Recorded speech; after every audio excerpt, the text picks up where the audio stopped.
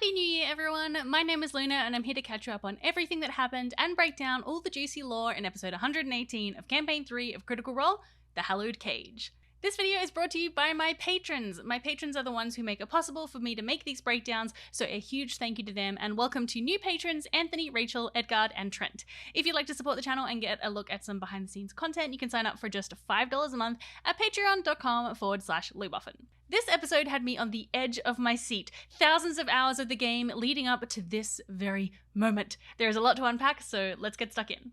We pick up with the party in the depths of Ruidus following their rescue of Imogen's mother Liliana and Dorian's clutch force cage trapping Ludinus Daleth. As they all eye him warily, Ludinus casually and calmly addresses the group, saying he can sense that they have experienced a lot since that they last met, and guesses that they might have come around to his line of thinking. He maintains that he has never lied to them about his intentions and has always been forthright about his plans. Imogen psychically asks Liliana if that's true, and she replies that she has no reason to doubt him, and even after everything, she believes him. Imogen calls out Ludinus as a liar though, for saying that he didn't want to be the vessel, but Ludinus says that that was just an unfortunate result of Liliana's betrayal. Aurum says that they, Bell's Hells, can be the vessel, and Ludinus can sit this one out as they have their own plans for Predathos.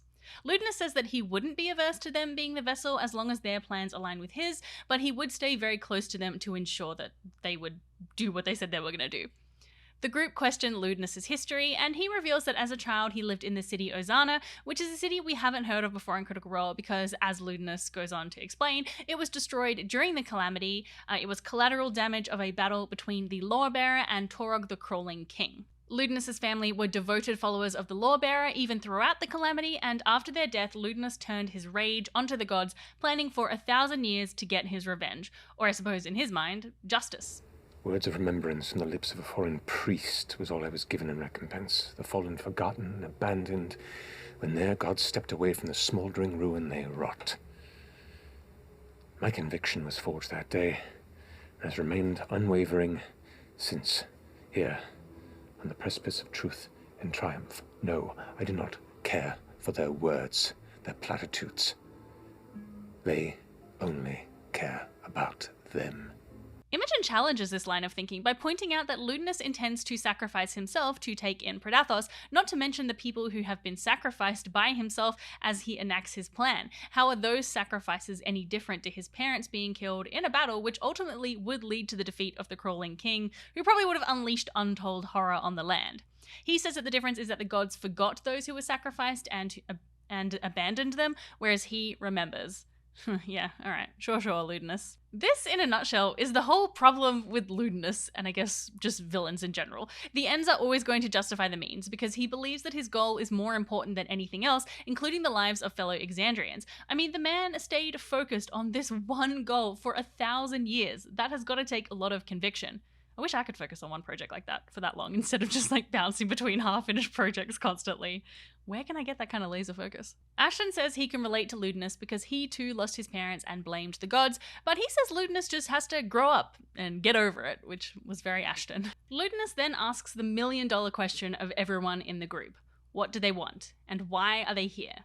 Imogen says that she wants people to have a chance to change their fates. Laudna says she wants to speak for those who can't speak for themselves. Fern says if the world is going to burn, she just wants a front row seat. Dorian says he's just along for the ride, and Breas says he doesn't know what he wants, and feeling conflicted, he walks off to the side to pray.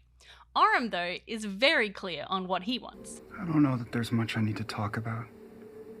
I'd rather just shut up and do. Your malice is predictable. People have been spilling garbage from their mouths like yours for eons. There's nothing new about you other than the scale, Daleth. Honestly, I can't wait for you to come out of that box. Meanwhile, we shift to Breas' prayer, and Matt asks everyone to leave the table, which was very exciting and dramatic and not something we've seen since I think Erika Ishii had a solo conversation episode, I don't know, I want to say like 21 or 22. Breas prays to the Lord of the Hells, and his vision takes him to the Hells, where he sees Asmodeus himself resplendent on an onyx throne. The Lord asks Breas why he has come, and Breas says he feels unsure about what to do and what path to walk. And now I've just spoken with our enemy, Ludinus Daleth, whose history and story actually sounds remarkably like my own, and it shook me I just want to make sure that I'm doing the right thing. I'm following your path, and I'm not confusing your orders. He's too far gone. Destroy him. But Predathos cannot be set free. Cannot be set. Oh, okay. Breus hesitates here a little, probably because last time they spoke in episode 108, Asmodeus said that he should work to use Predathos to chase off all the gods, leaving Asmodeus the last one left and the only ruler of Exandria. Sensing this hesitation though, Asmodeus questions Breus' loyalty, and Breus proclaims the many actions of his devotion, including teaming up with Bel's Hills, who think he is an ally. Asmodeus asks what he wants, and he says, I wish for a family, and a place to call my own, my home.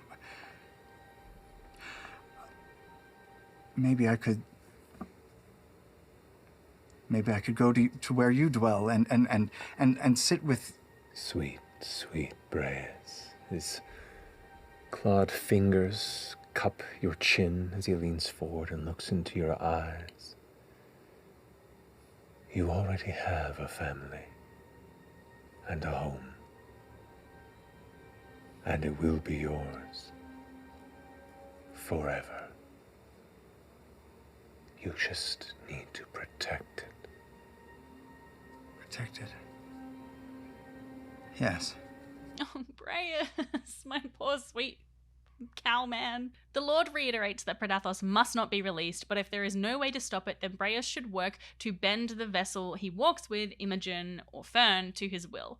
Or failing that, Breus should just kill them so that they cannot act as vessels to begin with.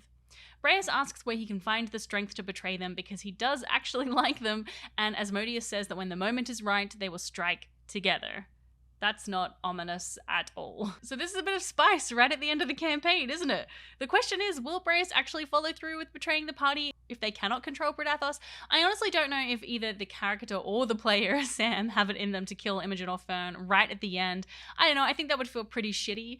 I think the biggest issue with Breus is there just hasn't really been enough time for him to get much of a character arc. So it's a bit difficult for them to explore this sort of push and pull between his anger at the gods and his desire to be recognized, and also his nature, which seems on the whole to want to do the right thing. It's kind of inevitable, I think, when you introduce a character at a point where, you know, the overarching plot is really just the sole focus so late in the campaign, but I think it's even more difficult trying to do that with a, you know, quote unquote evil character, because I fully don't believe that Sam has been playing Breus as evil, and he's even talked about how it's been difficult. I think he said that in Four-Sided Dive, like it's just been really difficult to do. I think what would feel satisfying to me would be Breus committing to this mission from Asmodeus, but failing, you know. That would be sad and tragic, but I love stories that are sad and tragic. Either that, or he needs to find some motivation to have more of a redemption arc, and maybe a return to the Platinum Dragon, or just like even a turning away from the Lord of the Hells. How he's going to be able to do that before the end of the campaign, I don't know. What are you thinking or hoping that Breus is going to do? Let me know in the comments. I'd love to hear what you all think. Meanwhile, as Ludinus talks to the group, Chetney sneaks away and begins investigating a further tunnel leading out of this area. He comes to a large triangular chamber with one side being the glass of the prime pillar. There is an opening in the pillar, but stretched across that opening is a faint golden lattice, the divine magic of the hallowed cage, which emanates a buzzing, intense energy. Chetney knows he should go back to the others, but he is fascinated and he takes one of his magical toys and tosses it towards the barrier, but it just bounces off. He then gets a closer look, seeing that the barrier is made up of several layers and increasingly smaller and smaller fractals. And of course, Travis being Travis, he touches it, feeling that intense buzzing feeling. He takes out his chisel and gives it a little tap, but the barrier repels it with the same force that he put into it, so luckily he didn't hit it too hard.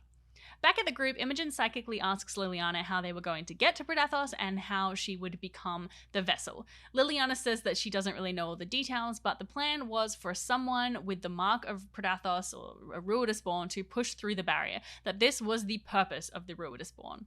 With a reminder from Dorian that the Force Cage doesn't last forever, Imogen quickly misty steps to the tunnel mouth and starts running, determined to get to the barrier first. This prompts Ludinus to teleport out of the Force Cage, something I think he could have done at any time unless he rolled like a nat 1, because the DC was 16 and I'm willing to bet he has a pretty beefy bonus to his charisma saves. The rest take off after Imogen, leaving Liliana as she is still not recovered from the siphoning. As they reach the hallowed cage barrier, they see Ludinus glowing with red energy with his hands on the barrier and his staff floating next to him, and we see his new exalted form with another incredible mini design. Well, incredible and terrifying. As he tries to push through the barrier, Bell's Hell starts slinging spells, and it's time to roll initiative. Quickly out of the gate, Orym uses Grasping Vine from Seedling to yank the staff, as Chetney transforms into his werewolf form. Ludinus boldly acknowledges them before casting a very powerful spell. Even the voids of old are still hungry. He casts 9th level Ravenous Void. Did you say 9th? What is that? What is a ravenous void? You watch as a black sphere of lightless destruction just apparates in the back chamber, and all of the air in the room starts pulling towards it. A singularity is conjured across the edge of this room, and you watch as anything untethered in the area immediately gets pulled across and annihilated within its dark, lightless expanse. So this is a spell that appeared in Explorer's Guide to Wildmount. It is a Dunamancy spell, and it is nasty. I was really worried because as soon as he cast it, I looked it up, and yeah, it's full on. So as we see play out in the combat, Ravenous Void makes a 20-foot sphere, but 100 feet around that is difficult terrain, and anyone pulled into the sphere is restrained, and anyone starting their turn there takes 5d10 force damage. But scarily, if a creature is reduced to 0 hit points by this damage, they are annihilated.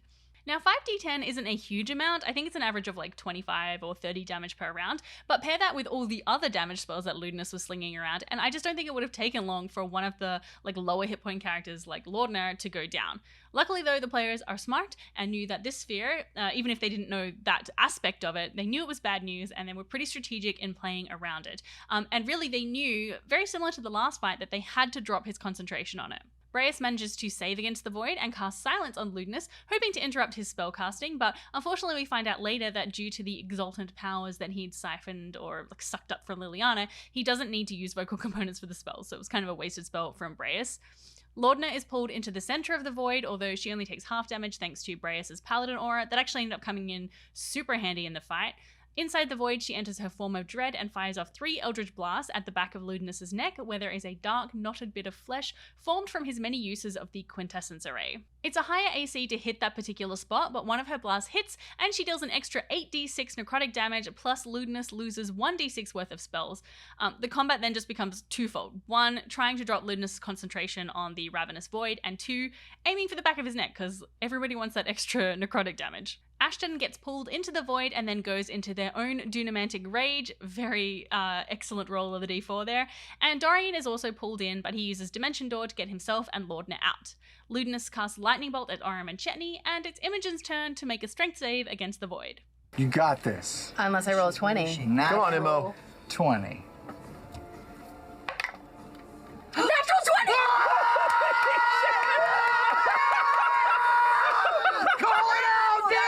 I'm taking a fucking picture of that shit right there. To the moon! Man, let's go! This right here, these are the moments I love about D&D. Ugh, if they do switch to Daggerheart for Campaign 4, I'll be a little bit sad about the natural 20 screams around the table no longer happening. Fern fails her save against the void, and so does Mister, but she uses Mister's ability to teleport her and Ashton outside the range of the restraining effect and casts Scorching Ray at the back of Ludinus's neck, hitting 3 times. He still maintains concentration though. Of course. Moving into round 2, Orym fails his save against the void, so he drops Ludinus' staff inside it, and Misty steps out behind a rock, hoping to resist its pull next turn.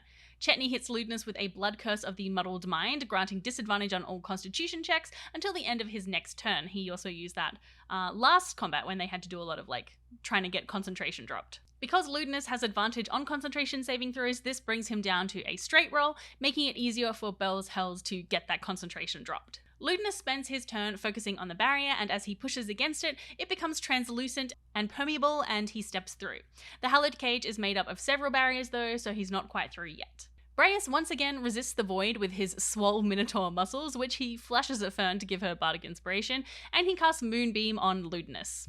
Laudner, now outside the range of the void, summons Pate. All right, here's what I need you to do. Yeah, tell me. Listen very carefully. Yeah, listen. He's got a fleshy hole in the back of his neck. Gross. It's so gross. I love it. I need you to go and, latch on to the back of his neck. Oh, cool. Just Oh, I got you. your bony little fingers and Latch on to his fleshy hole. just like Got it. Pate flies over to Ludinus and latches onto his neck, and Laudna casts Shocking Grasp through Pate, a very cool feature of having a familiar. The spell breaks Ludinus' concentration on the void, but he uses a legendary resistance to save.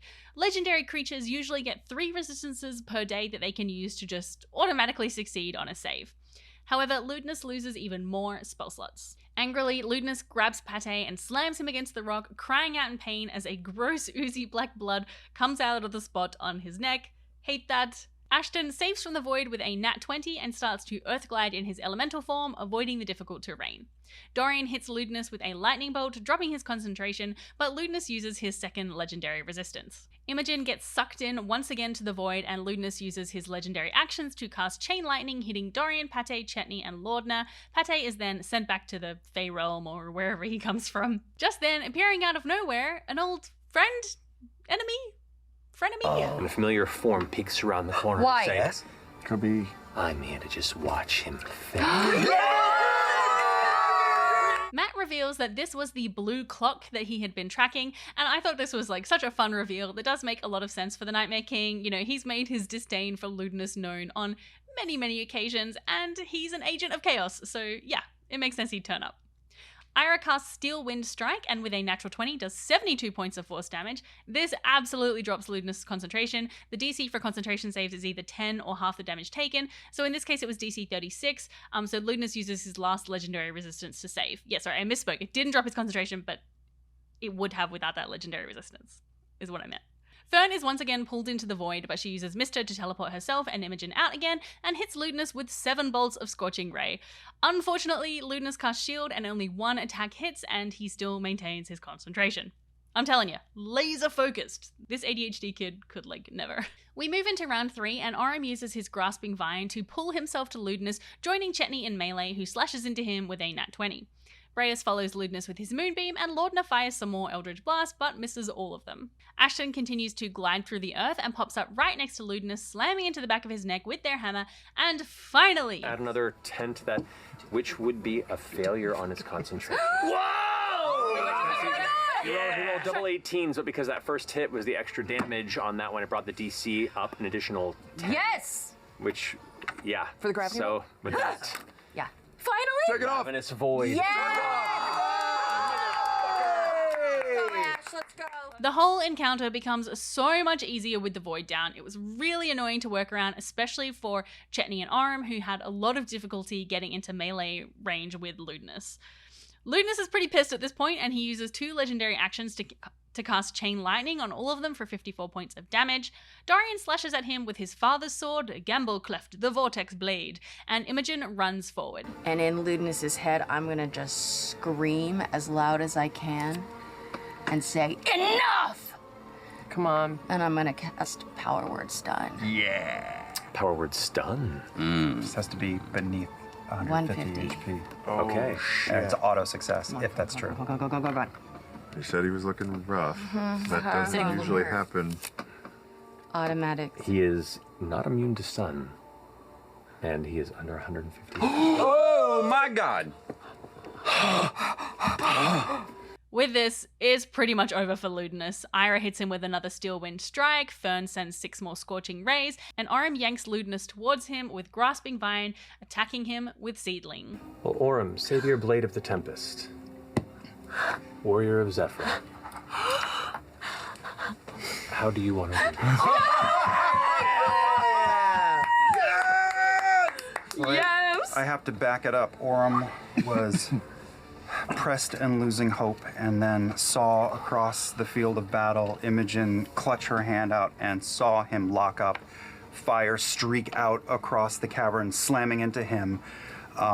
So he took his moment, yanked him out, slid under, spinning him around and leaving his neck bare, and slashes once across the neck, and it begins to spurt out the back, and then he just drops around front so I can see him, and I stick it up under his chin into his neck and say, "So much pride, so much plotting."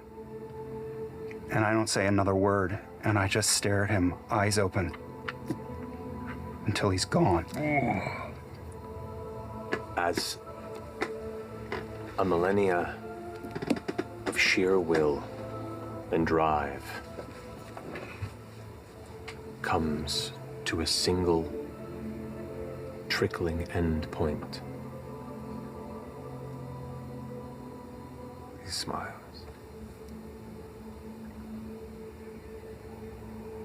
Finish what must be done.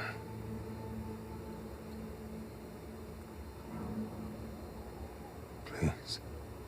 I am so happy it was Orym who got the one to get this killing blow. Ludinus is responsible for the death of Orym's family, you know, by sending Odohamthul to Zephyra. But if we zoom out, Ludinus has also played a huge role in Liam's other characters' lives. He's the one who imprisoned Vax in the Malleus Key, and as the head of the Cerberus Assembly, some spoilers here for Campaign 2, he gave a position of power to Trent Ickathon, the Cerberus Assembly mage who brainwashed and tortured and basically ruined Caleb Widogast's life. Ludinus maintained that he didn't know the extent of Trent's actions, but I find that highly unlikely.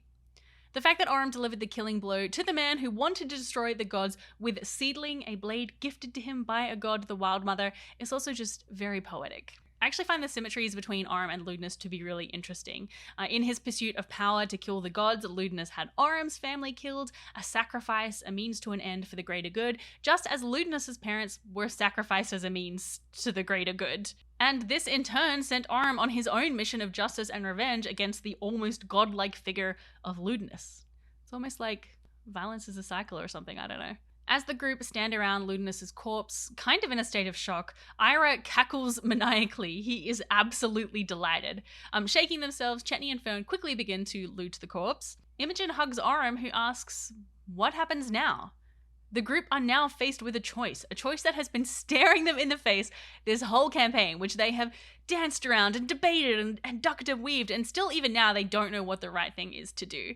But they're here now after so much, and they have to make a decision. Orym suggests caving in the cavern and leaving Predathos sealed, but the others point out that Pandora's box is opened. Many people knew what Ludinus was planning to do, and they will probably follow in his footsteps. Plus, they're worried that Ludinus set up some kind of contingency for his soul, or made clones of himself. Orym, who has only focused on getting to Ludinus, slumps on the wall, feeling overwhelmed by the weight of the decision before them, and just kind of checks out a little bit. Ashton says that it's time for a change, and maybe the children should inherit Exandria. This kicks off another debate, and as they talk, Ludinus's corpse begins to melt into a black ooze, something which Chetney determines was a self-destruct contingency that Ludinus enacted on his body. This leads to even more fear about a Ludinus clone, a fear that is justified when they identify his staff and learn it is a staff of soulbind relay, which has been expended. It seems highly likely that Ludinus's soul was relayed by the staff somewhere, potentially into a body developed in the labs of Cravirus. Realizing that a Ludinus 2.0 could be very close by spurs them into action, and they accept that if they don't go in to see Predathos, someone else will. Imogen places her hands on the barrier and they all step through. As the final boundary gives way, Imogen and Fern feel the pull of Predathos just increase so much more, and they have this feeling of deja vu as if they've been here before. They step into a circular chamber with twisted rocks in the shapes of temples and buildings and curved spires, and so close to such powerful divine magic, they can see the golden threads of fate that the matron oversees, and all their threads are connected. In the center is a soft, glowing teal light. It begins to form into the shape of a small child and says, "You came.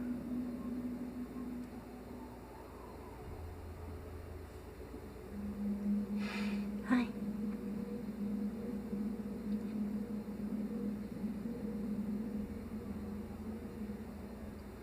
Are we free to go?"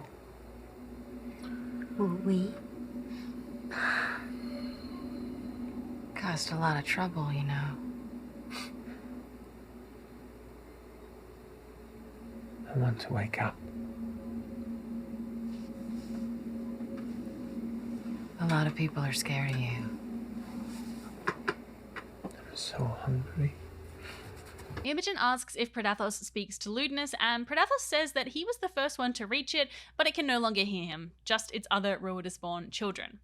Fern asks how it got here, and it shares its memories of being compressed into this rock by the gods and the titans. And in that brief moment, Fern can sense that its being is much more immense than what it is showing to the group now. It asks to go again, becoming a little more insistent. Ashton asks if it wants to go back to where it came from, and Predathos shares its memories of a palace in the stars made of light and an overwhelming need to feed. This palace is without a doubt Tengar, the place described in the prologue of Downfall. Predathos arrived to Tengar and began to consume, causing the gods to flee, eventually landing in Exandria. Predathos says if they won't help it, it will bring others, as it can make more. I'll bring others. I can make more of my kin. The whole room begins to quake, and you feel the essence of Ruidus begin to shift. All the crystals begin to brighten. The rock itself begins to brighten, and you realize you are in the epicenter of a Ruidian flare. The room becomes so bright you all have to clasp your eyes closed for fear of going blind, and your eyelids do nothing. Your head burns, your consciousness burns, and here in a flash of moment you have a thought that this might be the end. Before it. Yep, every time it flares, any babies being born on Exandria become Ruidus born. You know, who knows how many there are already and how many more it could make. This really solidifies that this is not a problem they can just bury and walk away from. Even if it was another 1,000 years from now, another Ruidus born would likely answer the call. Predathos begins to step towards Imogen and Fern, and Orym steps between them, saying that he is afraid of the pain Predathos will cause and asks it to leave. It says that it will, but first it must eat, showing images of the prime deities and the betrayers. Breus asks if it would spare some of them, but it reiterates its need, again, to eat. I think the Eldritch Horror just wants to eat, guys. Predathos continues to try and reach Fern and Imogen, and Chetney intervenes by placing a hand on it. Suddenly, though, Chetney is shunted off to the side, slamming into the wall. Just a small hint, I imagine, at what Predathos is capable of. As it approaches, Fern and Imogen have to make a decision. Either resist Predathos or let it in, and seeing no other way out of this. I start taking out the harness. I mean, I'm sorry. I trust you, both, implicitly. I'm gonna hold your hand, and I'm gonna reach out. What are you doing, Fernie? You allow it? Yes? Yeah. You feel this churning. It's like a storm inside you. It's overwhelming. The tunnel begins to shift. The vertigo overtakes you, and your friends become faceless shadows. The room itself seems to twist and bend. It becomes an enclosed space of nothing, and then expands a bit. You fall backward, but you're still standing, and you're spinning, The rest of you watch as Imogen begins to rise. The crystals, clusters in the round, crack and shift. Kind of drifting in the air.